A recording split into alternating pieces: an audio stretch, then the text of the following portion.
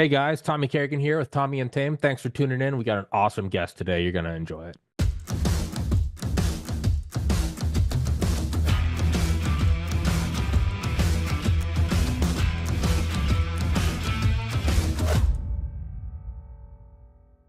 Dr. Peter McCullough on Monday, August 4th, 2025 at 11:04 a.m. Eastern Time to discuss your new books, Vaccines, Mythology, Ideology, and Reality. And I will jump into there it is. You can get it online. The link to it's in the description on Amazon. I believe it's already a number one bestseller. I will get into it in a second, and because you read my mind when I was reading it towards the end of it, I was just thinking, I was like, all right, how would I wrap this up? And then you wrapped it up in a bow, and I'll just continue with this line of thought was you pointed out early in the book, the idea that just because people are against the mRNA vaccine in no way, shape, or form means they're necessarily against every vaccine. And that argument is a straw man used to paint everybody who doesn't want the mRNA shot as a quack. And the entire book is about the corruption and then the uses and then the unuses of it. And when I was thinking about it is about the time it came up in the book was everyone knows you have to have a military. You have to, it doesn't matter how much of a tree hugger you are, you have to have some form of military, tanks, soldiers, whatever. But you also know that there are people who will use that argument, you got to keep you safe, to do atrocities and financial devastation around the world, which we've seen with the military industrial complex. Just because you question it doesn't mean you want the whole thing dissolved. But that is, I think it was that Goering who said, or I think it was Goering who said, yeah, denounce them as pacifists. If they're against what we do, denounce them as pacifists. And I think that's the best possible way to frame what I believe you were trying to put into the book is questioning the newest one in all of its new forms and unprecedented measures does not mean you're against the long history and use of vaccines and public health over, the last 200 years. But of course, the people that are trying to paint someone as that are doing it disingenuously. So that's my opening thoughts on the book. Dr. McCullough.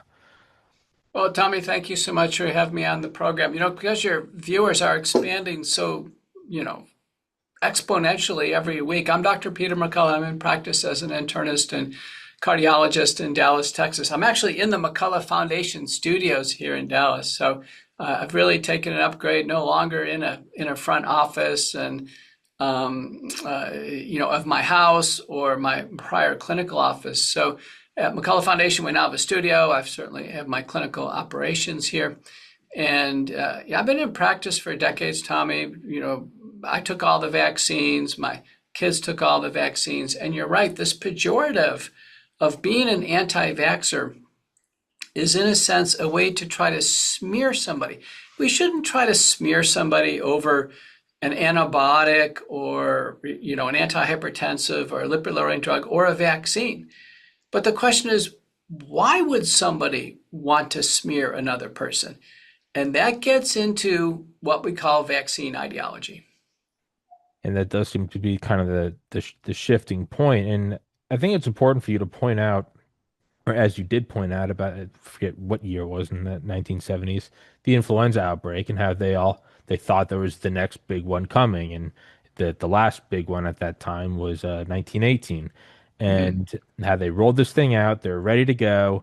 And then it immediately was canceled because I think, what was it? It was under 200 deaths from the vaccine.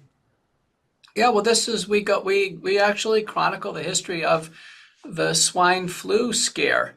That was 1976 under Gerald Ford, where out of Fort Detrick, some scientists said, well, listen, there could be another bad flu strain. There wasn't actually a swine flu problem. They thought it was possible. It's a prediction. So they came up with a vaccine and they tried to vaccinate the whole country. It turns out 25% of the country took this new vaccine for the virus that never came, by the way. And sadly, about 25 people died. About 500 total got what's called Guillain-Barré syndrome or paralysis. Guillain-Barré syndrome, Tommy, is actually, a known side effect of the flu shot. It's in the FDA package insert of the flu shots given today. It was a disaster. No Twitter, no VAERS, just good old common sense. They said, listen, shut it down. This is not safe. shut it down. Ford administration did the right thing and shut it down. So it's in our book, Tommy. And people who want this kind of factual history, that want to learn about the characters, it's meticulously cited. This book is for them. Vaccines, ideology, mythology, ideology, and reality. And you went to the reality of it, and the reality is vaccines have lowered, the prevalence of some, highly communicable diseases like measles, for example, chickenpox, another one. There's no doubt the vaccines have had an impact. And then also, and this is something I didn't know, but the smallpox, or excuse me, not smallpox, polio vaccine, when that came out, I mean, the way it was described was, it kind of felt a lot like, COVID. It was people, church bells ringing, and they're letting Mhm. workers out earlier, and people were putting thank yous up in storefronts, and, local congregations, masses were being held as, a thank you. And then it very quickly went south, paralyzed a ton of people, and it was pulled off. Could you go into that a little more? Well, we highlight, first off, let me just say there never was a polio pandemic, never. So even in the worst case, worst year was 1952 before the vaccines rolled out. I think we had a couple thousand deaths. And, there was, several tens of thousands of cases, but it was never millions of kids with polio, never. And so when the vaccines rolled out, they were initially produced on cultured monkey cells. And they did use a known oncogenic promoter, SV40 or simian virus 40. And additionally, the I'm sorry, let me correct myself. So initially, the it was a live attenuated vaccine. We're talking about the injectable polio vaccine. So it was just the polio virus, and it was grown on cultured monkey cells.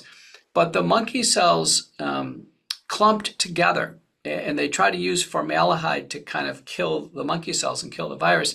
But since they clumped together, it didn't kill all the virus. So some kids got injected with live polio virus. It's called the Cutter incident. It came from a laboratory called Cutter Labs. And then what happened, Tommy, is hundreds of thousands of kids got polio, not tens of thousands, hundreds of thousands, and sadly some died. And they had to shut down Cutter Labs. It was a complete disaster. Later on, during the polio campaign, they were contaminated with what's called SV40, and there was an Institute of Medicine report on that. I know, Tommy, because I got one of these. I was in the region where these were distributed as a kid. My mom took me in. I took the polio vaccines. We don't know what the impact is of taking a vaccine that's contaminated with a known proto-oncogene activator called SV40. But to this day, we do wonder how much cancer in people my age is potentially due to taking the polio vaccine way back when. So the point of all this is none of the vaccines are perfect. In general, the initial vaccines for each disease that come out are not very good. They tend to have safety problems, may not be so effective. And in general, Tommy, they get refined and they get safer.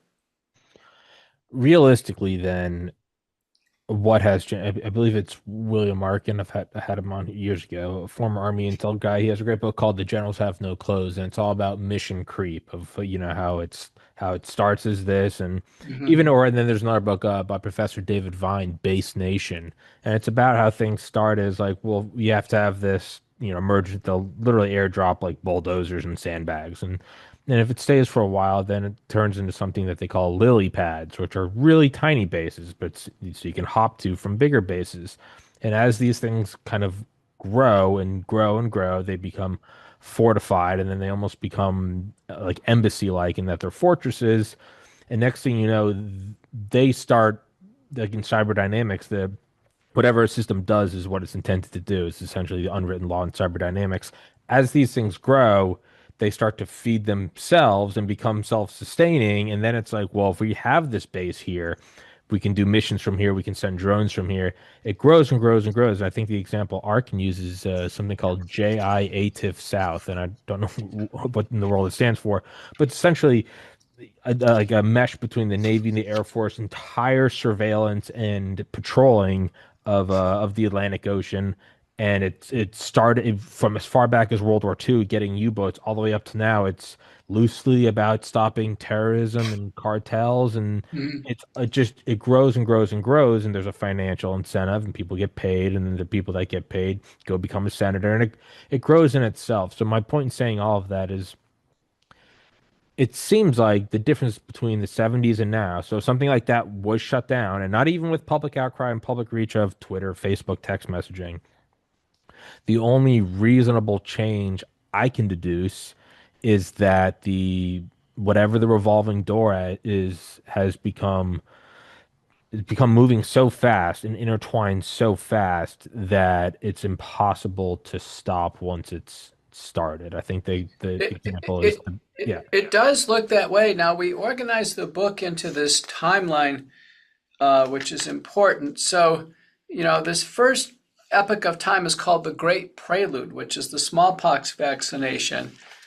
And then that moves into what we consider experimentation and development, Louis Pasteur and others. And then we get into the modern vaccination era, 1947. And then finally, this is what you're referring to, and this is pretty scary. This is John Leake's work, historian and best-selling author, the bioweapons era. And 2004 forward, starting with the congressional act called the BioShield Act, and then 2005, the PrEP Act. We've covered that extensively. And so, alarmingly, the world of vaccines, and we're talking about vaccines, mythology, ideology, and reality. The world of vaccines, which started out as this benevolent approach to improve the health of humanity, to defend us against deadly pathogens, has evolved, Tommy, into what we consider the last 20 years now a biological threat or weapons development countermeasure business. And this biopharmaceutical complex that you and I have talked about, it commands trillions of dollars. It appears at this point in time to have enormous control over governments. Worldwide governments are participating in this. And it was brought to full light with the SARS-CoV-2 outbreak from Wuhan, China, from the Wuhan Institute of Virology, and then this worldwide countermeasures program with largely genetic vaccination. And Tommy, no country in the world so far, 5 years into this, has evaluated safety of the vaccines, has opened the vials of the vaccines to inspect them for quality or purity or contaminants, and no country has considered pulling these off the market. So then I don't think it's too absurd to assume that. I mean, like you've probably seen those physics demonstrations, right? Where it's like, how do you illustrate space-time? You put a bowling ball in the middle of a trampoline, and then all the marbles are the planets surrounding him, and that's what a gravity well is. I mean, at first glance, with like just no emotion, just to look at it seems like this is just a new technological arm that is being hoovered up into the military industrial complex. It's the same players, it's the same machine. This is just the newest tech form of it. Mm. It's no Mm-hmm. longer, 100,000 soldiers running over the trenches. It seems to be bioweapons, but nonetheless, if you just strip it all weapons, whether it's from futuristic mRNA to, a tank from 1950, if you just if you just remove those and just put weapons as a placeholder, it's kind of all the same thing. It's Congress is told that there's a threat by intelligence agencies, often of whom are also in bed with these corporations and doing, coexisting with their research and funding and grants. And then Congress has to say, oh, there's an issue over here, be it it's terrorism, or be it it's COVID, or be it it's monkeypox, or be it it's the Soviets, and be it it's Vietnam. It's the same thing, just and as it circles the drain, it gets tighter and tighter and tighter, and it's pulling in more and more and more. Even if you look at, Department of Homeland Security's lists of critical infrastructure, I mean, if obviously it was created in 2001, but if you just looked at critical infrastructure from 50 years ago, it's pretty obvious. It was like these military bases in the White House. And then as it branches out more and more, it's hungry, hungry hippos is just grabbing bigger and bigger nodes of resources and power. It's sad, but to me, it's also predictable. Like, well, of course, this gets hoovered up into whatever that nucleus is, that nucleus of control, be it over domestic governments or foreign governments or some combination of all of them. It just seems to be another, like Mercury just kind of turning together. It kind of seems like that's what it is, and it. I really don't know what to think. I mean, I don't know what to think of it. Well, if it was presented to the country that way, to say, listen, we're working on new ways of, battle ready ways of offense or defense for our country, and this involves potentially vaccines for all the civilians, and this is what we're doing, we could try to fairly evaluate it. But what was presented to us is that there is this virus. Remember, Anthony Fauci and all of our government leaders said this is a virus that came out of nature near Wuhan, China. And now we need to ready ourselves for vaccination. I think it's the deception part of it that's really got so many people angered. And it seems though as if there is sort of an act of God. What are your thoughts just being close to it? What are your thoughts on it? Seems like there actually is some pushback. Now, we haven't, unfortunately, have gotten any pushback on the mRNA vaccines, but even something like, Bobby Kennedy recently talking about mercury contaminants. Does it seem like there's any, I mean, is this like a false win? Is this a shimmering, illusion? Does it seem like there is some realistic pushback against this behemoth, or is this, I don't know. Well, the pushback is really coming from the public, from the stuff we're doing, not from any government official. So the work we're doing, careful scholarship, our publications, our podcasts, we're actually up to 60% of expecting mothers and young parents are not going to have their kids take all the vaccines. There's only 40% said you're going to follow the schedule. And the American Academy of Pediatrics, when they saw this report, it came out in JAMA, they went ballistic. And the American Academy of Pediatrics, Tommy, said, listen, every state should take away non-medical exemptions. That basically said, listen, they're going to try to railroad vaccination on every kid in the United States. That's the American Academy of Pediatrics. So we're coming up to an epic battle now between freedom of choice and people understanding that, not all vaccines are safe for all kids. And then these various physician organizations, I'm sure public health agencies will be aligned with them to say, listen, it doesn't matter. Everybody has to take these. And if some are harmed along the way, they have to do it for the betterment of humanity. That they are essentially following, Tommy, vaccine ideology. This is exactly the ideology. The ideology says, take it for the team. That there's no concerns over safety. If safety problems happen, there's unavoidable harm that's built into the 1986 vaccine law. There's unavoidable harm. So you have to do this for the betterment of society. And that's going to be the struggle that we're going to see play out. And that argument for the greater good, when it's made genuinely, it can be backed up genuinely. You look at something like World War II.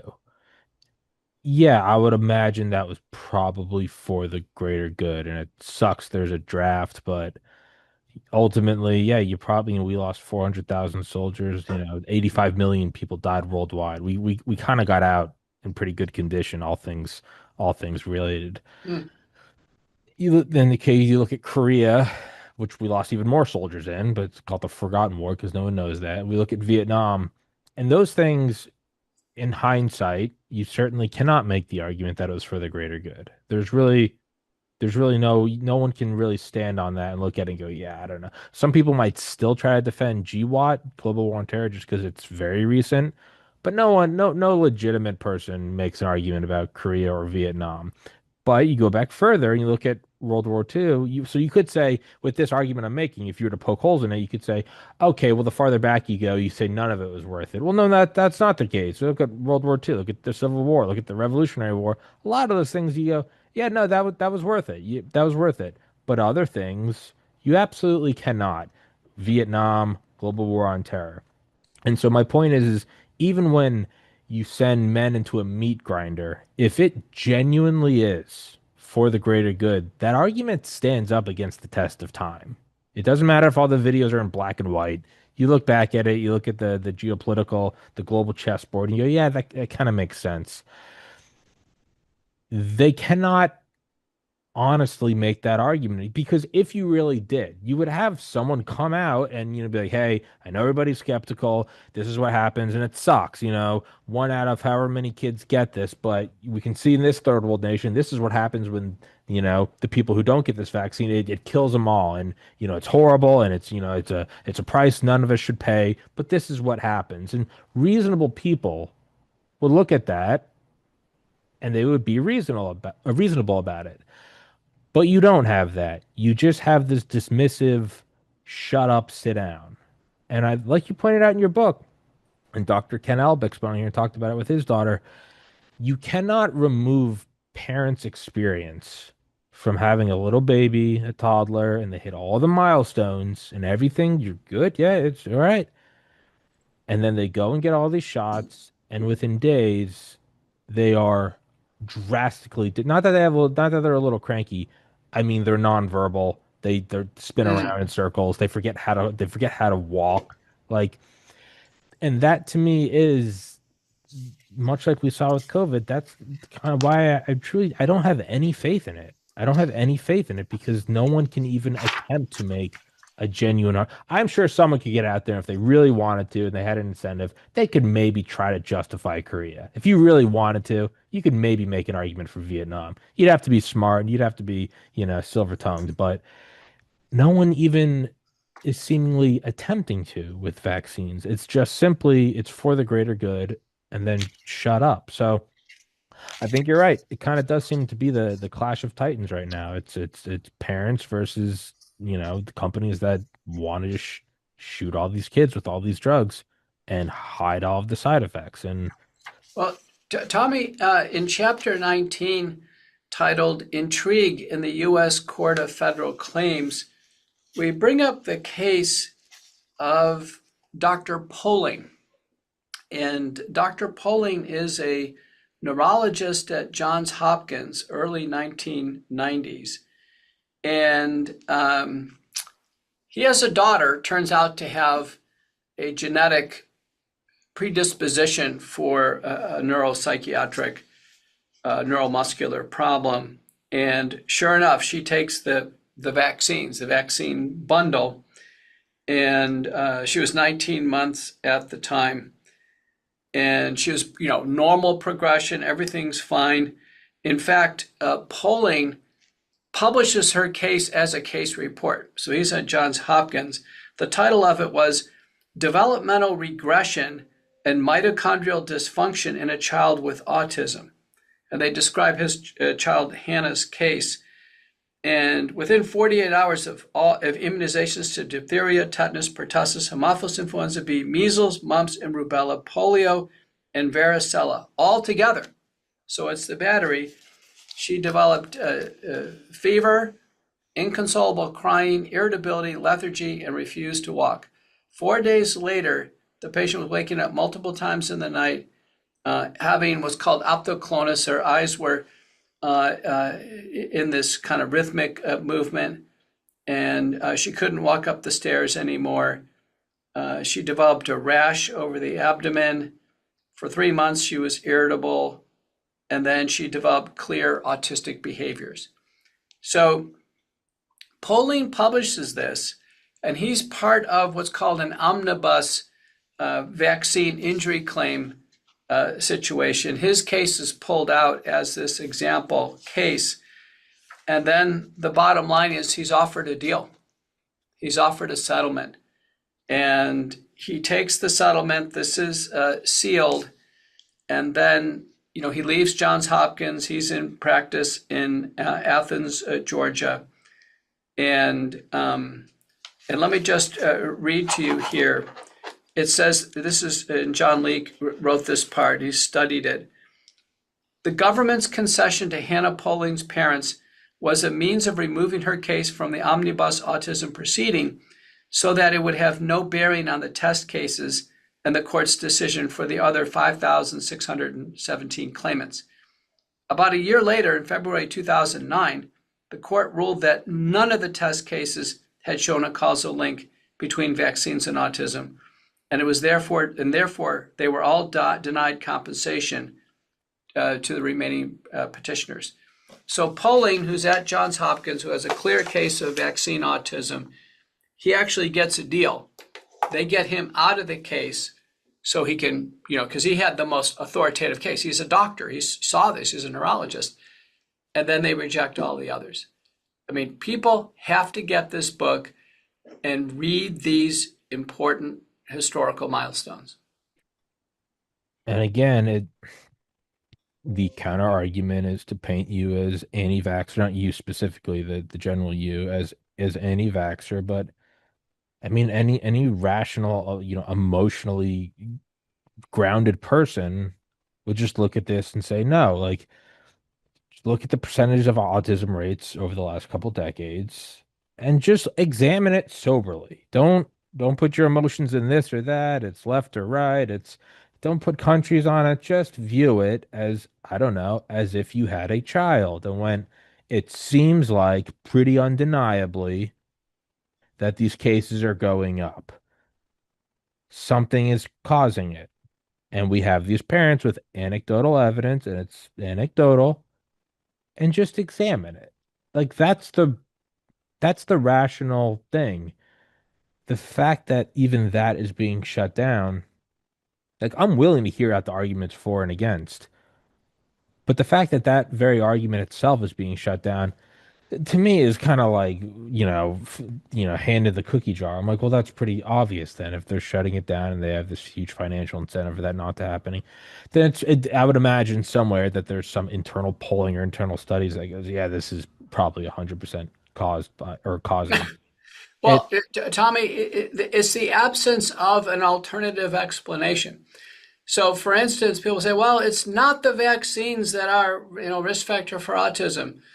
It's eating Fruit Loops. So therefore, we're going to ban Fruit Loops and everything's going to get better. There is no other alternative explanation being put forward. And so I use the word risk factor instead of cause because the first case of autism we could find actually was before even any vaccines were developed. So it clearly can happen on its own. It seems to be tightly linked to febrile seizures of any cause. A paper by Nielsen and colleagues found among children who develop febrile seizures, by the way, it's about 4% of U.S. children develop a febrile seizure every year.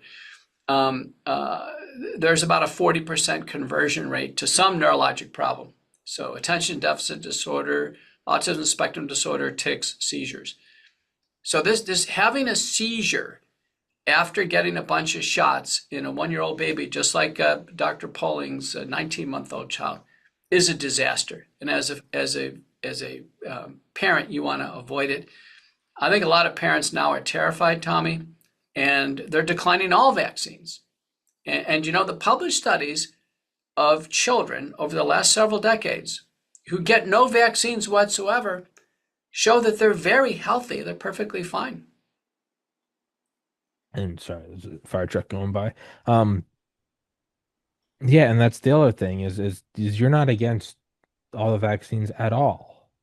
Like, so what do you think it is? Do you think it's all of them in totality, or do you think it is the I guess bandwidth, the rate of getting them all in one day? If you had to take a wild guess. Yeah, I think it's compound safety, giving them all together because people have studied, which ones have aluminum, which ones have mercury. They've largely gotten mercury out, and there's all this debate over aluminum. But I mean, you can just read what this poor girl got before she converted to autism. This isn't a published case. This is not, this is not speculation. This is published in the in the peer-reviewed literature. I mean, listen to what she gets, Tommy. Diphtheria, tetanus, pertussis, Haemophilus influenza B, measles, mumps, and rubella, polio, and varicella or chickenpox, all together.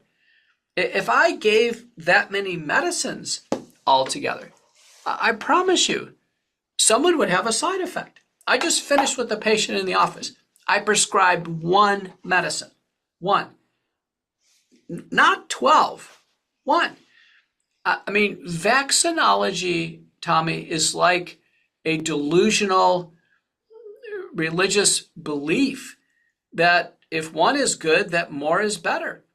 And there's just kind of keep giving more and more. Do you know the World Health Organization has a program called, I think it's Health 2020, where they aspire to advance 500 vaccines on people. 500. What? Yeah, 500. This is astonishing. Do you know the number of vaccines for pets now is skyrocketing? It's the same thing. So it's not just humans.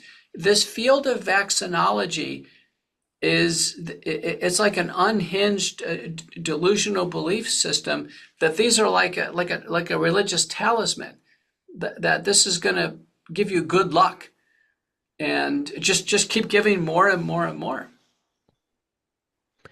And it's probably not the best analogy, but I mean, just for the sake of it, it'd be like climate change.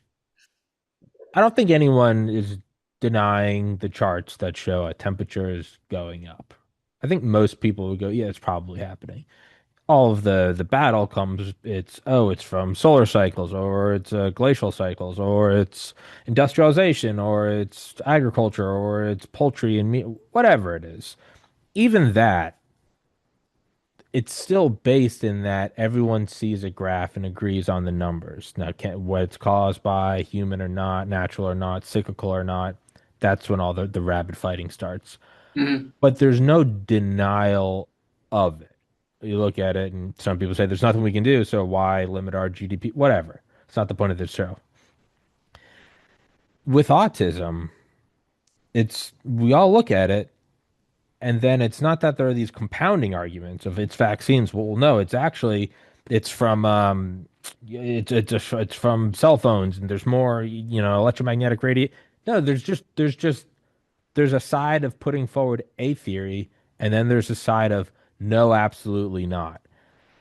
I mean, it's kind of a big red arrow pointing at someone. Like, well, it kind of seems like that's it. Well, I gave the kind of keynote at the National Autism Summit this year, and I put together basically a presentation about risk factors. So there are some common genetic variants associated. Older parents, a woman over 35, man over 40 conceiving, and then premature delivery, delivering before 37 weeks. Those are the risk factors besides compound vaccination, which is the big one out there.